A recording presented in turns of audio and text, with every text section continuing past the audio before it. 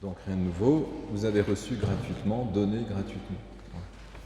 Ça, je le dis suffisamment. Nous reconnaissons le donateur, et puis cette reconnaissance nous permet d'entrer dans l'alliance. Voilà. Et si nous avons reçu, nul ne peut retransmettre, si c'est Dieu qui l'a donné, ce qu'il a reçu de Dieu. C'est pas possible. Voilà. Donc la mission, elle est inhérente à l'appel auquel nous avons répondu. Ça fait partie du chemin.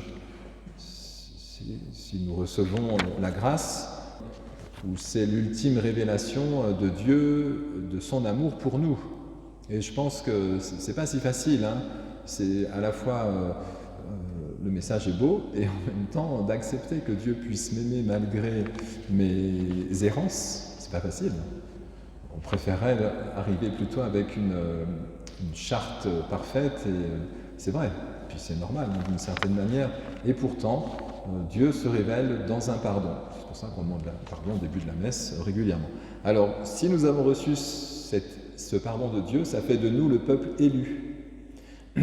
Donc c'est ce qui était dit dans le livre de l'Exode. Dieu a créé, il a donné la vie à tous et il est le créateur. Donc avec ou sans la foi, de toute façon, Dieu donne. C'est par nature, c'est ce qui le définit déjà. Et puis la création n'existerait pas sans ce don premier. Donc du coup, nous reconnaissons, alors nous qui sommes en Église, nous reconnaissons que de fait, celui qui nous appelle, celui qui nous donne la vie, même si aujourd'hui on fête les pères, tout de même c'est Dieu qui permet la vie à travers nos parents. Voilà, nous avons cette humilité de reconnaître que sans Dieu on n'y arrivera pas. D'ailleurs c'était la prière d'ouverture, hein.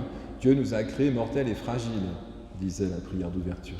Et c'est dans cette fragilité, cette mortalité, que nous pouvons accueillir celui qui est la vie, la guérison, la force, ce que nous n'aurons pas s'il ne nous les donne pas et si nous n'acceptons pas de les recevoir.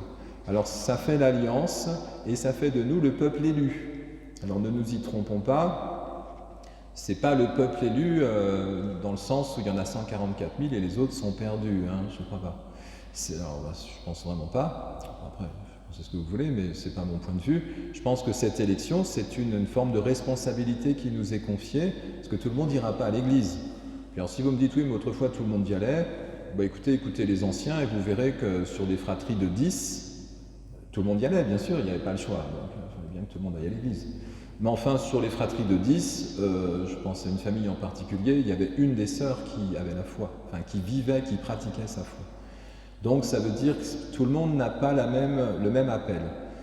Mais l'élection fait que nous, comme les 12 qui sont envoyés par Jésus pour annoncer le royaume des cieux, pour guérir, pour consoler, pour donner de l'espérance là où nous pourrions désespérer dans les réalités du monde parfois, ou de ce quotidien que nous entendons, certains sont là pour témoigner de l'amour de Dieu, de sa miséricorde, etc. Donc l'élection, elle est toujours c'est le ferment dans la pâte. Et je vous l'ai déjà dit, s'il y a trop de ferment, la pâte n'est pas bonne. Donc il y en a quelques-uns, puis je suis sûr que dans votre entourage, les gens savent que vous êtes chrétiens, et que quelque part, ils s'appuient sur votre foi pour cheminer dans ce même désir de vie, d'espérance, etc., sans pour autant qu'ils aillent à l'église. Voilà. Alors la difficulté sera, donc c'est ça l'élection, je pense, je vous relis le passage. Maintenant donc, si vous écoutez ma voix, gardez mon alliance, vous serez mon domaine particulier parmi tous les peuples, car toute la terre m'appartient. Le psaume l'a redit aussi d'ailleurs. Il nous a fait, nous sommes à lui, nous son peuple, son troupeau. Nul n'échappe au don divin, parce que sans lui, il n'y a rien, quoi. Donc, mais quelques-uns, toute la terre m'appartient, mais vous serez mes témoins, un royaume de prêtres, une nation sainte. C'est ça notre intercession. Nous exerçons notre sacerdoce, ce que le prêtre montre dans l'assemblée. Par notre offrande, nous nous convertissons, nous présentons à Dieu nos iniquités, nos joies, nos peines, etc. Ce qui peuple notre vie humaine, tout ce que nous vivons, nous le présentons à l'autel. Mais on le fait au nom de tous, pas que pour nous. C'est vraiment, il faut bien comprendre que nous sommes invités à exercer un sacerdoce. Nous sommes un royaume de prêtres. C'est la réalité du baptême, sacerdoce baptismal. Et je vous l'ai déjà dit, c'est pas le prêtre qui a des pouvoirs, hein, c'est la communauté rassemblée exerce son sacerdoce. Et l'un parmi la communauté le montre à travers sa vocation. Mais c'est ensemble que nous célébrons. Mais ça, c'est vrai pour tous les sacrements, bon, pour tous les moments où on se rassemble à l'Église. Donc ça redonne notre vraie dignité. Donc nous sommes choisis pour pouvoir faire offrande.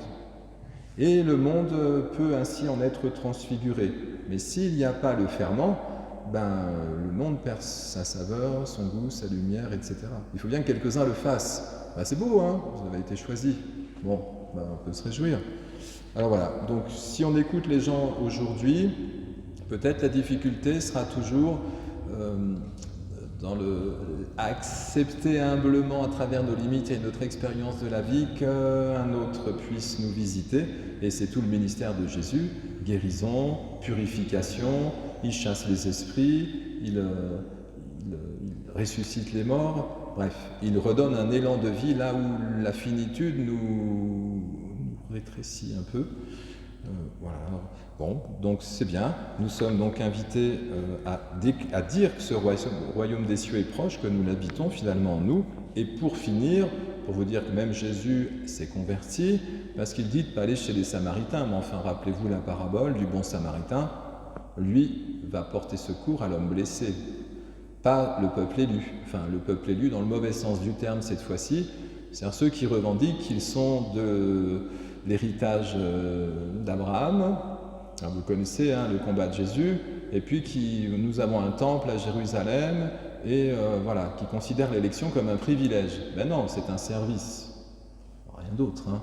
Voilà. Alors de fait, le Samaritain, dont Jésus parlera, et il le fait exprès, ce sera bien pour nous dire que le spectre est large. Tous ceux qui acceptent humblement que Dieu puisse les visiter font l'expérience de l'esprit, de la guérison, de sortir de la nuit pour entrer dans la lumière. Et si vous voulez un dernier exemple, mais je le cite souvent, la syrophénicienne, elle ne fait pas partie du peuple élu. Hein. Allez dans les brebis perdues d'Israël. Ouais, pas de chance, elle est païenne. N'allez pas chez les païens, dit Jésus. Oui, mais quand il rencontre cette femme, il lui dit, il n'est pas bien de prendre le pain qui tombe de la table des enfants pour le donner au petit chien. Donc elle est qualifiée de petit chien, quoi. Oui, mais cette femme a la foi, et Jésus le voit immédiatement, parce qu'elle fait cette conversion qui concerne l'univers, et par sa parole, Jésus lui dit « Femme, ta foi est grande, que tout se passe selon ta parole. » Et sa fille est guérie. Voilà, alors ne soyons pas trop réducteurs par rapport à l'annonce, voilà, parce que c'est une responsabilité, encore une fois, qui nous est confiée, pas dans le sens où vous avez une espèce de passif à faire voyager, hein. Mais puisque nous recevons la grâce de Dieu, portons-la et diffusons-la chacun à notre manière et selon notre vocation. Donc nous avons reçu gratuitement, mais donnons gratuitement. Amen.